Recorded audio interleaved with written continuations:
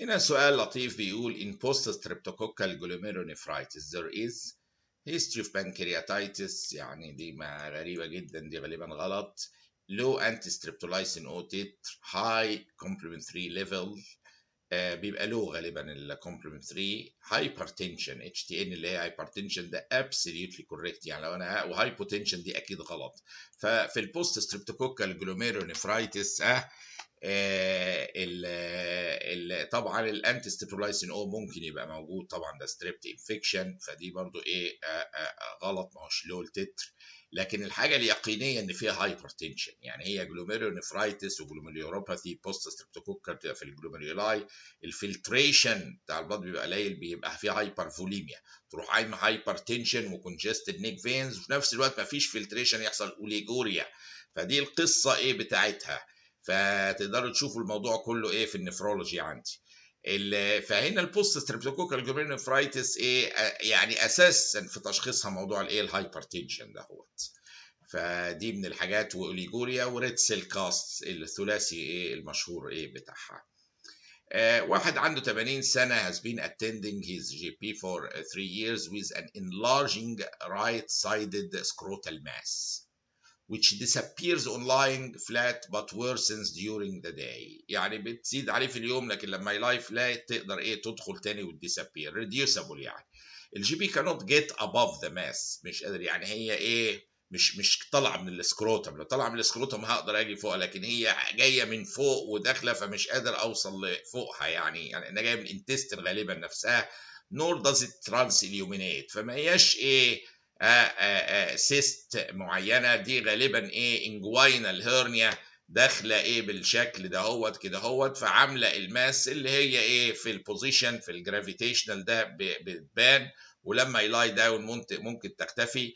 and he can't get above it لان هي ايه واصله، شايفين داخله ايه جايه من الانتستين، فمش قادر في السكروتم ايه يجيت above it. غير خالص لو ماس جايه من السكروتم ممكن يجيت ايه above it. فهنا هوت الانجوينال هيرن دي تيبيكال ريديوسبل وجايه بالتدريج و does not trans illuminate. فالحقيقه فيمرال انيوريزم مش هتديسابير بالطريقه دي، ومال ديسندد تيستس برضو يعني مش هتبقى بالشكل ده خالص، ولا هتختفي بالطريقه دي. فكونها الحقيقه ريديوسبل وبتختفي بالبوزيشن دي تمشي مع هيرنيا كويس جدا وداخله في السكروتم، دي تيبيكال انجوينال ايه هيرنيا. الكومن ساينوتيك هارت ديزيز في النيونيتس اللي هو يعني اللي بيبدا بسيانوزس منذ الولاده، هو يقصد كده يعني، لان في انواع السيانوتيك، في داير immediately سيانوتيك وفي حاجات potentially later on. فاللي بيعمل اثناء يعني بعد الولاده على طول في نيونيت ظهر اعراض سيانوزس، دي اشهر حاجه فيها الترانسبوزيشن of the great vessels اللي هي مقلوبه، دي من the transposition of the great arteries اللي هو الاورطه طالع من الرايت فنتريكل، والبالمونري ارتري من الاورطه من الليفت فنتريكل is the most common form of cyanotic congenital heart disease which presents in the newborn period.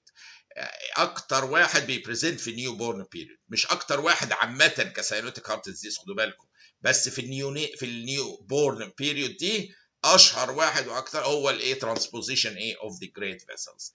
It is more common في الميلز البويز يعني.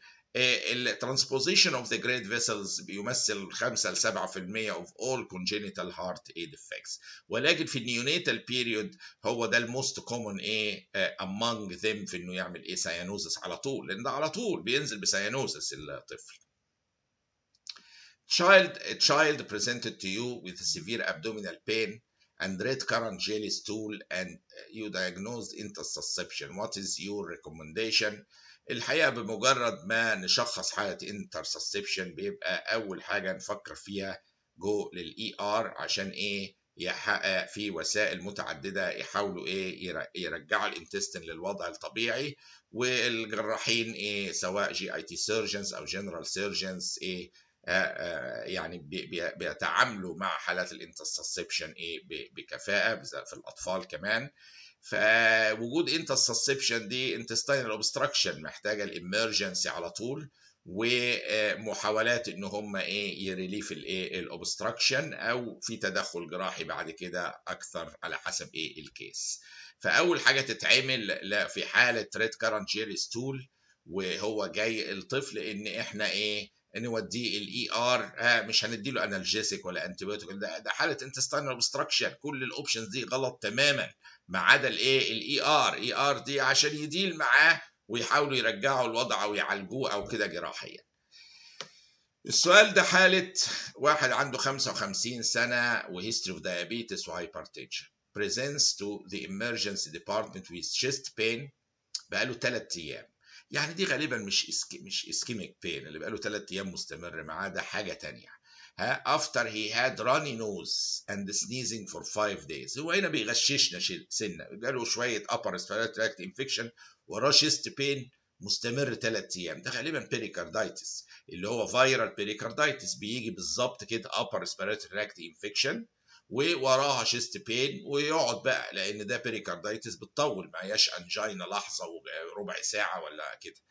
الاي سي جي باين اس تي elevation in all leads، ودي كاركترستيك للبيريكاردايتس وكلمه all leads بالذات، لان في الانفاركشن في ليدز بتبقى elevated اس تي سيجمنت، الليدز المقابله ليها في الناحيه الثانيه، وروحوا شوفوا كورس الاي سي جي بتاعي عشان تفهموها اكتر.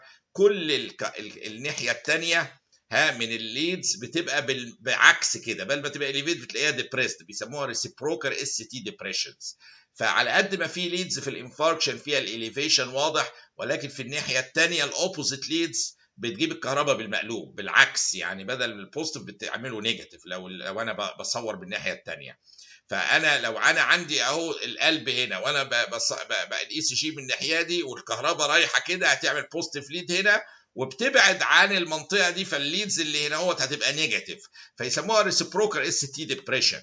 دي في البيريكاردايتس مش موجوده، دي داير القلب، ما فيهاش مايوكارديوم والكتريكال هنا بتصور، ده كله ريبولاريزيشن باترن ابنورمال في حوالين داير القلب البيريكارديوم كله.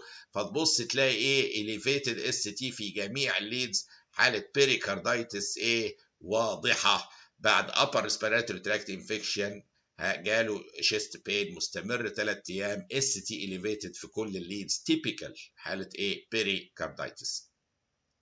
ودي حاله جميله الاس تي اليفيشن اهو في كل ايه الليدز تقريبا اهو، مفيش كله ايه اليفيتد اول اوفر. وده يمكن ايه يعني صوره ايه مكبره ليها، ادي الاس تي اليفيشن وكونكيف واضحه هنا، كونكافيتي ايه في بعضهم كمان. فدي تيبيكال بتاعت اكيوت بيريكاردايتس في جميع الليدز. لو كانت انفاركشن هنلاقي اي في ال مثلا هنا هتلاقيها ايه ديبريست تحت الايه البيز لاين، لكن جايبينها برضه فوق البيز لاين ودي فوق البيز لاين. فبص لكن فلو كانت ايه انفاركشن لكن اس تي اليفيشن في كله ده بيريكاردايتس، وبعدين ما فيش انفاركشن 3 ايام كده، وايه علاقته بالابر ريسبيراتوري تراكت انفكشن؟ اتس ذا هول كيس از كريستال كلير اكيوت ايه بيريكاردايتس. ونشوف الاسئله القادمه بقى.